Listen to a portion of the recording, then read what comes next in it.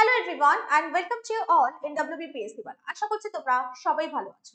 Recent যে খবরটা চারিদিকে ঘুরে বেড়াচ্ছে, বিভিন্ন সোশ্যাল মিডিয়া বলো, নিউজ চ্যানেলে বলো, সেটা হচ্ছে জ্যোতি মালহোত্রার কেস। শুধু জ্যোতি মালহোত্রা নয়, তার সাথে হচ্ছে আরো অনেক পাকিস্তানি স্পাই ধরা পড়েছে আমাদের ইন্ডিয়াতে। আমি কিছুদিন আগে তোমাদের জন্য একটা ভিডিও রেকর্ড করেছিলাম, তোমাদের নিশ্চয়ই মনে আছে, যখন আমাদের ইন্ডিয়া পাকিস্তান কনফ্লিক্ট চলছিল সেই ভিডিওতে আমি তোমাদের বলেছিলাম এমন অনেক ইললিগাল এন্ট্রি হচ্ছে আমাদের দেশে। অনেক পাকিস্তানি হয়তো আমাদের এখানে ঢুকে বসেও আছে, আমরা হয়তো চিনতে পারছি না। ঠিক আমি তোমাদের একটা কোটেশন দিয়েছিলাম বা আমি একটা বক্তব্য তোমাদের দিয়েছিলাম যে অশ্বিনী উপাধ্যায় কোটেশন। তিনি কি বলছেন? তিনি হচ্ছেন সুপ্রিম কোর্টের একজন সিনিয়র অ্যাডভোকেট। তিনি নিজেই বলেছেন এরকম ভারতবর্ষে অনেক মহিলা আছেন যারা হচ্ছেন পাকিস্তানিকে বিবাহ করে বা বিয়ে করে তারা হচ্ছে ইন্ডিয়াতেই থেকে গেছে। তো এদের কাছ থেকে তো হতেই পারে, এদের কাছ থেকে আমাদের সমস্ত দেশের ইনফরমেশন লিক হতেই পারে। আমি তোমাদের বলেওছিলাম সেখানে যে 0.11% হলেও সেখানে কিন্তু আমাদের থেকে যাচ্ছে একটা ভীতি যে হতেই পারে এদের মধ্যে একজন স্পাই বেরোলো। কিন্তু এখন তো দেখছি একজনের থেকেও বেশি স্পাই বেরিয়েছে, যারা হচ্ছে ইন্ডিয়াতে থেকে ইন্ডিয়ার সমস্ত তথ্য পাকিস্তানে পাচার করছে। জ্যোতি মালহোত্রার কেস তার মধ্যে একটা অন্যরকম মাত্রা টেনে দিয়েছে। শুধু জ্যোতি মালহোত্রাই নয়, তার সাথে কিন্তু আরো অনেকে বা অনেক পাকিস্তানি স্পাই ধরা পড়েছে। এবার বুঝতে হবে যে কিসের মাধ্যমে জ্যোতি মালহোত্রাকে কেন হচ্ছে পুলিশের হেফাজতে হরিয়ানা পুলিশ রেখেছে, সেই রিজনটা বোঝার জন্য তোমাদেরও বুঝতে হবে যে কারা অ্যাকচুয়ালি দেশের জন্য ভাবছে, আর কত শত্রু আমাদের চারিদিকে আছে, বা চুপ করে থাকাটাও হচ্ছে এক রকমের কারোর পক্ষে নেওয়া বা কারোর বিপক্ষে নেওয়া, সেটা খুব ভালোভাবে পরিষ্কার হয়ে যায়। তো কয়েকটা জিনিস আমি তোমাদের সাথে শেয়ার করব, তো দেখে নাও। প্রথমে আমরা জানবো যে এই যে একটা অনলাইন প্ল্যাটফর্ম যেখানে আমি তোমাদের সাথে ইন্টারঅ্যাক্ট করছি, এটাও একটা প্ল্যাটফর্ম যার মাধ্যমে তোমাদের এডুকেশন প্রোভাইড করা হয়। সেরকম আমরা যেমন এডুকেশন প্রোভাইড করছি, তোমাদের সাথে কানেক্ট হচ্ছি, সেরকম এই সমস্ত যারা ইনফ্লুয়েন্সার রয়েছে তাদের অনেক ভাগ রয়েছে, অনেক ক্যাটাগরি রয়েছে। তো জ্যোতি মালহোত্রা যে ক্যাটাগরিতে পড়ছে সেটা হচ্ছে তিনি ট্রাভেল ব্লগিং করতেন, অর্থাৎ বিভিন্ন জায়গায় ঘুরে বেড়াতেন এবং সেখানকার যে সমস্ত দেশের কি ব্যবস্থা বা কি কি জায়গায় দর্শনীয় স্থান আছে এই সমস্ত কিছুর ভিডিও আপলোড করা হতো তার চ্যানেলে। এবং হচ্ছে ট্রাভেল উইথ জো বলে একটা তার অ্যাকাউন্ট ছিল জ্যোতি মালহোত্রার। তো সেখানে কিন্তু তিনি ভিডিও আপলোড করতেন যেখানে যেখানে ঘুরে বেড়াতেন। হঠাৎ করে তাকে কেন ধরা হলো? দেখো, বেসিক্যালি যারা হচ্ছে এরকম ইনফ্লুয়েন্সার থাকে, যারা প্রচুর প্রচুর অর্থ উপার্জন করে, তোমরা সবাই জানো এটা একটা অন্যতম একটা মাধ্যম অর্থ উপার্জন করার। ইনফরমেশনের সাথে সাথে অর্থ উপার্জনও কিন্তু এখান থেকে করা যেতে পারে বা করা যায়। তো সেই কারণে এদের ওপর কিন্তু আমাদের দেশের যাদের সুরক্ষার দায়ভার যাদের ওপর রয়েছে, তো সেই সমস্ত মানুষজন কিন্তু সবসময় এদেরকে একটু মানে চোখে চোখে রাখে বা এদেরকে একটু দেখাশোনা করে যে এরা টাকার যে উপার্জন হচ্ছে বা যে টাকা পয়সা এদের মাধ্যমে ঘোরাফেরা করছে সেগুলো সঠিক জায়গায় লাগছে কিনা বা এরা সঠিকভাবে কাজ করছে কিনা, এটা প্রায় সময় হচ্ছে দেখা হয়ে থাকে। যার জন্য তাকে রাডারে আনা হয়েছে এবং আমরা বুঝতে পারছি যে এটা পুলিশের বক্তব্য এবং মিডিয়ার বক্তব্য, যেটা আমি তোমাদের কাছে তুলে ধরতে চাইছি, যে দেখা যাচ্ছে যে তিনি বিভিন্ন স্থানে তো ঘুরতে গেছেন, কিন্তু বিগত কয়েক বছর ধরে তার একটা স্পেশাল প্যাটার্ন ফলো করা হচ্ছে। তিনি নাকি কয়েক বছর আগে, মানে 1 বছর বা 1.5 বছর আগে তিনি নাকি চায়নাতে ঘুরতে গেছিলেন। তারপরে হচ্ছে তিনি ঘুরতে গেলেন হচ্ছে আবার আমাদের কাশ্মীরে, আবার পাকিস্তানে। এবং পাকিস্তানে তার ঘোরাটা হচ্ছে এক নয়, একেরও বেশি বার ঘোরা। এবং তার ব্লগে বা তার হচ্ছে যে ভিডিওস গুলো তিনি যে বানাতেন সেখানে কিন্তু প্রায় সময় দেখা যাচ্ছে যে এমন একটা তিনি ভাব বা এমন একটা ভাবমূর্তি ক্রিয়েট করতে চাইছিলেন যার মাধ্যমে এটা প্রমাণিত হয় বা মানুষের মধ্যে এই ধারণাটা জন্মায়, যেহেতু ইনফ্লুয়েন্সারটা তো অনেকটা বড় দায়িত্ব বা কর্তব্য পালন করে এবং তাদের ভিডিও দেখে বা তাদেরকে দেখে মানুষরা হয়তো অনেক কিছু শেখে, তো সেই কারণে দেখে ইনফ্লুয়েন্সার বলা হয়। তো সেই কারণে তিনি হয়তো এটা প্রকাশ করতে চাইছিলেন বা প্রমাণ করতে চাইছিলেন যে পাকিস্তানিরা খুব ভালো, সেখানে ভীষণ ভালো তাদের আতিথেয়তা, তাদের ওখানে যারা হিন্দু রয়েছেন তাদের তারা নাকি খুব ভীষণ ভালোভাবে সেখানে জীবন যাপন করেন। তো এরকম বিভিন্ন রকম ভিডিওতে পাকিস্তানের একটা সুন্দর সুন্দর চিত্র তোমরা ওখানে খুঁজে পেয়ে যাবে। ঠিক আছে, কিন্তু ভাববার বিষয় হচ্ছে সেখানেই হয়ে গেল হরিয়ানা পুলিশের, যখন তারা একটা প্যাটার্ন ফলো করলো যে পেহেলগাম অ্যাটাকের আগেও তিনি পাকিস্তানেও গেছিলেন, তিনি হচ্ছেন কাশ্মীরেও গেছিলেন, আবার পাকিস্তানে গেছিলেন।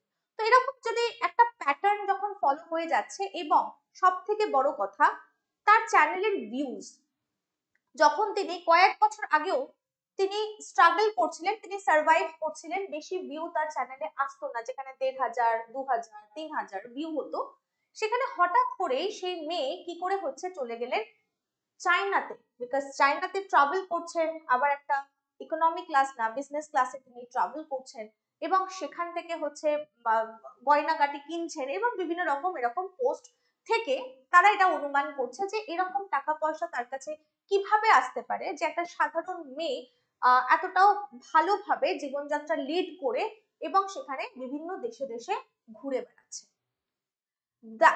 এটা আমাদের নয় বা আমার নয়, এটা হচ্ছে সমস্ত সোশ্যাল মিডিয়া বলো বা যে কোনো নিউজ চ্যানেল বলো বা যে সমস্ত কর্তৃপক্ষরা যে কথাগুলো রেখেছেন বা তারা যে বক্তব্য পেশ করেছেন, তার মাধ্যমে এটা প্রমাণিত হচ্ছে যে তার লাইফস্টাইলে ইদানিং একটা পরিবর্তন লক্ষ্য করা গেছে, এবং সেটা ড্রাস্টিক্যালি। এবং সব থেকে বড় কথা, যখন তার বাবা মা বা তার প্যারেন্টস কে জিজ্ঞেস করা হয় তার এই ঘুরে বেড়ানো ব্লগিং এর ব্যাপারে, যে তিনি এতবার পাকিস্তান গেছে, সেই ব্যাপারে কিন্তু তারা টোটালি উদাসীন। তারা বলেছেন যে এরকম আমরা কোনো ভিডিওই তার দেখি না, তার চ্যানেলই আমরা ফলো করি না, এবং যখনই গেছে বাইরে আমাদের বলে গেছে দিল্লিতে গেছে, বিকজ কাজের সূত্রে তিনি নাকি আগে দিল্লিতে কাজ করতেন, তারপরে লকডাউনের পরে তার কাজ চলে যায়, এবং তারপরে তিনি ব্লগিংকেই পেশা হিসাবে ধরে তারপরে তিনি ব্লগার হয়ে যান, অর্থাৎ ট্রাভেল ব্লগ তিনি বানিয়ে থাকতেন। তো এই সমস্ত অনেক নেগেটিভ জিনিসপত্র তার সাথে হচ্ছে খুঁজে পাওয়া যায়। আর সব থেকে ইম্পর্টেন্ট জিনিস যেটা, যে একটা ক্যারেক্টার, দ্যাট ইজ দানিশ, এবং এই দানিশের সাথে তার যে একটা রিলেশন, সেটা হচ্ছে আরো একটা সন্দেহ জাল মনে দিচ্ছে তার, বিকজ দানিশ হচ্ছে এমন একজন ক্যারেক্টার, এমন একজন ব্যক্তি, তিনি তাকে হচ্ছে আমাদের দেশ থেকে ১৩ই মে তার দেশে অর্থাৎ পাকিস্তানে পাঠিয়ে দেওয়া হয়। তিনি একজন পাকিস্তানি, বলতে পারি একজন পাকিস্তানি, মনে করা হতো তিনি স্পাই, অর্থাৎ তাকে সন্দেহজনক কোনো কাজ করার জন্য তাকে ধরা হয়, এবং তাকে বলা হয় যে বেরিয়ে যেতে। ঠিক আছে, এখানে কিছু ফটো আমি এখানে দিয়েছি, তোমরা দেখতেই পাচ্ছ। তো এই দানিশ নামক ব্যক্তিকে তোমাকে দেখতে হবে যে পাকিস্তানের হাই কমিশনের তিনি একজন অধিকারী ছিলেন, এবং জ্যোতির সাথে তার আলাপ হচ্ছে সেখানে, যখন তিনি পারমিশন নিতে গেছিলেন যে পাকিস্তানে ঘুরতে যাওয়ার বা এই সংক্রান্ত কারণে, তার সাথে আলাপ এবং নাম্বার বা ফোন নাম্বার এক্সচেঞ্জ হয়, এবং সব থেকে সন্দেহের বীজ সেখানেই হয় যে দানিশের নাম তিনি অন্য নামে, একটা ইন্ডিয়ান নেমে বা একটা হিন্দু নামে তার নামটা সেভ করা ছিল। ঠিক আছে, তো সেখান থেকেই হচ্ছে সন্দেহ হয়, এবং বিভিন্ন রকম কথাবার্তা মাধ্যমে জানা যায় যে দানিশের স্ত্রী তাকে নাকি অনেক সময় বা তাকে কনভিন্স করিয়েছিল যে মুসলিমদের মধ্যে যেহেতু একেরও বেশি বিবাহ মানে প্রচলিত আছে, তো সেই কারণে দানিশকে বিয়ে করার জন্য কিন্তু প্রস্তাব ওনার প্রথম পক্ষে অর্থাৎ দানিশের প্রথম পক্ষে স্ত্রীর কাছ থেকেই আসে। এবং সব থেকে আশ্চর্যজনক ঘটনা যে এমন একজন নর্মাল একটা ট্রাভেল ব্লগারকে ডেকে পাঠানো হয় পাকিস্তানি এম্বাসির তরফ থেকে, এবং সেখানে মানে হাই কমিশনের তরফ থেকে, ভাবো একটা স্পেশাল ইনভিটেশন আসছে তার জন্য, যাতে করে সে ইফতার পার্টিতে এসে জয়েন করে তাদের। তার মানে এখান থেকে একটু সন্দেহ দানা বাঁধে, এবং অনেকে মনে করা হচ্ছে যে তার সাথে একটা ঘনিষ্ঠ সম্পর্ক দানিশের সাথে তৈরি করা হয়েছিল জ্যোতির, এবং যার জন্য তারা ইন্দোনেশিয়াতেও বেড়াতে গিয়ে থাকে। এবার এখানে ব্যাপার মনে করা হচ্ছে যে জ্যোতি মালহোত্রা নিজে থেকে টাকা পয়সার জন্য কি কোনো আমাদের দেশের স্পেশাল তথ্য কি পাকিস্তানে চালান করেছে, নাকি এর পিছনে অন্য কোনো কারণ আছে, অর্থাৎ আমাদের দেশেরই মেয়েদেরকে টার্গেট করা হচ্ছে যাতে আমাদের দেশের জন্যই তাদেরকে ব্যবহার করা যায়। তো এবার বুঝতে হবে যে কেউ তো আর ছোট বাচ্চা নয়, আমরা সবাই এখন একটা এমন একটা তিনি একটা প্রাপ্তবয়স্ক মহিলা, ৩৪-৩৫ বছর তার বয়স। তো সেখান থেকে বোঝা যাচ্ছে যে এমন নয় যে একটা ললিপপ দেখে তাকে ভোলানো যাবে। যা করা হয়েছে বা যা করেছেন উনি, সম্পূর্ণ দায়ভারটা নিজের ওপরই বর্তায়। অর্থাৎ আমি যদি আমার দেশের ভালো চাই, তাহলে যতই টাকা পয়সা বা যতই প্রলোভন আমার সামনে আসুক না কেন, আমি আমার দেশকে বিকিয়ে দিতে পারি না। কারণ অনেক সময় তার চ্যাটের মাধ্যমে তার ডায়েরি পাওয়া গেছে, সেখানে অনেক কিছু তথ্য এরকম উঠে এসছে যে কিছু ইস্যু বা কিছু কিছু ফটোস ভিডিওস এবং কিছু ইম্পর্টেন্ট বা রেস্ট্রিক্টেড জায়গার ভিডিওস বা ফটো কপি সেগুলোকে হচ্ছে তিনি পাচার করেছেন, অর্থাৎ আইএসআই এজেন্টের সাথে নাকি তার ডাইরেক্ট রিলেশন আছে, এটা হচ্ছে মনে করা হচ্ছে। বা বিভিন্ন যে সোশ্যাল মিডিয়া বলো বা যে বিভিন্ন নিউজ চ্যানেলের মাধ্যমে যে খবর উঠে আসছে আমি সেটাই তোমাদের কাছে উপস্থাপন করছি। এবার এর মাধ্যমে একটা জিনিস ভাবার আছে, দেশে এত কিছু হয়ে গেছে, যুদ্ধ চলছে, তার মাধ্যমেও তার মাঝখানেও কিছু মানুষের উদ্ধত বোধ আর কমছে না। এখানে আমরা বুঝতে পারছি না যে এক্স্যাক্টলি শত্রু কারা। দেশের মধ্যে তো প্রচুর শত্রু বসে আছে। আর শত্রু সেন্স কেন বলছি, কারণ যে সময় আমাদের সবাইকে দেশের সঙ্গে দাঁড়ানো উচিত, যেখানে আমাদের একে অপরের সাথে ঐক্যবোধ গড়ে তোলা উচিত, সেখানে আমরা উল্টে আমরা আওয়াজ তুলছি কেন যুদ্ধ হচ্ছে, কেন পাকিস্তানকে জল বন্ধ করে দেওয়া হলো, এইভাবে আমরা নাকি রাস্তায় মিছিলও বের করে দিচ্ছি। তো এখান থেকে বোঝা যায় যে শত্রু যদি ঘরের মধ্যেই থাকে, তাই তার সাথে কিভাবে তুমি যুদ্ধ করে পার পাবে? বাইরের শত্রু আছে, তুমি তাকে দেখছো, তুমি তাকে চিনতে পারছো, তাই তাকে তুমি অস্ত্র দ্বারা তুমি তাকে প্রতিহত করতে পারছো। কিন্তু ভেতরে যে সমস্ত শত্রু বসে আছে, এই যে আমি ইনফ্লুয়েন্সারদের কথা বললাম, যে কোনো তুমি বড় ইনফ্লুয়েন্সার নিয়ে নাও, বেশিরভাগ ইনফ্লুয়েন্সারের মুখ থেকে এরকম কোনো রকম বাণী বা কোনো রকম ভিডিওস দেখবে না যে যেটা হচ্ছে পাকিস্তান বা বাংলাদেশের বিরুদ্ধে বানানো হয়েছে, কখনোই দেখবে না।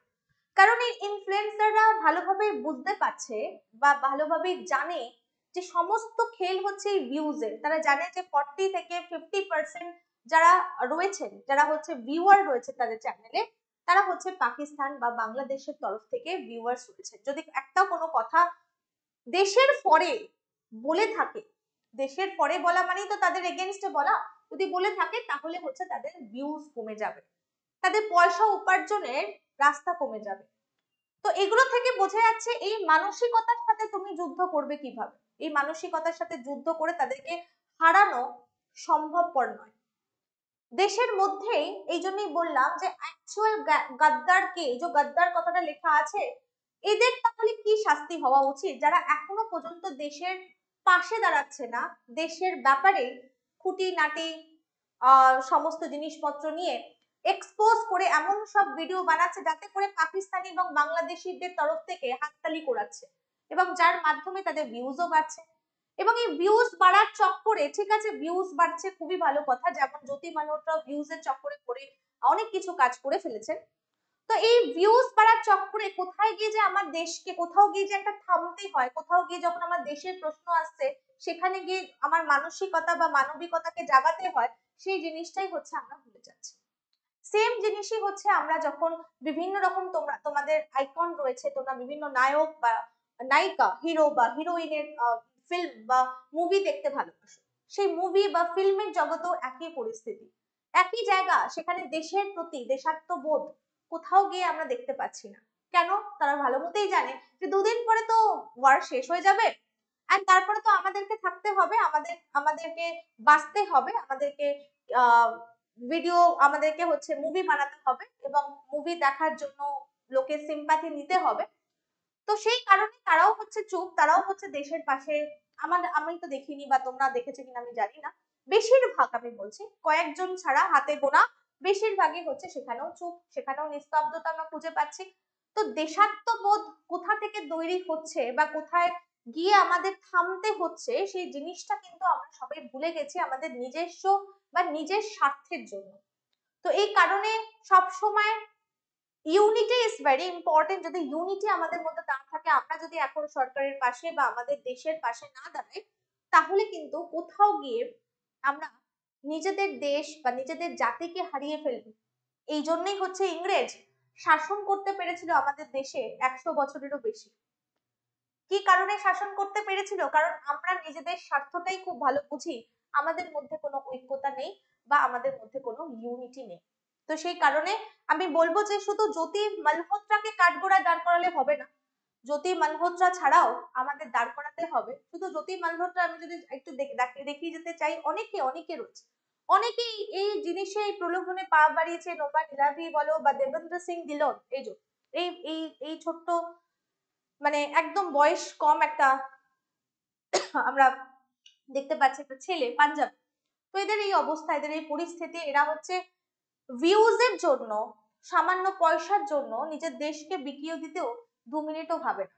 এবং সেম, শুধু এরা তো সামনে এসছে, আরো অনেক এরকম ইনফ্লুয়েন্সার আছে যারা এখনো চুপ। কেন চুপ সেই কারণটা আমি তোমাদের বোঝালাম। এই কারণে তারা চুপ, তাদের নিজেরা তাহলে বোঝো, এই কারণে তারা চুপ যাতে তারা ভিডিও যে বানাচ্ছে তার ভিউজ যাতে না কমে যায়। তো সেই কারণে আমাদের বুঝতে হবে যে অ্যাকচুয়াল শত্রু কারা, গদ্দারের ডেফিনেশন কোনটা, এবং তাদের জন্য কি শাস্তি হওয়া উচিত তোমরা অবশ্যই আমাকে কমেন্ট সেকশনে জানিও। So that's all for today and have a good day.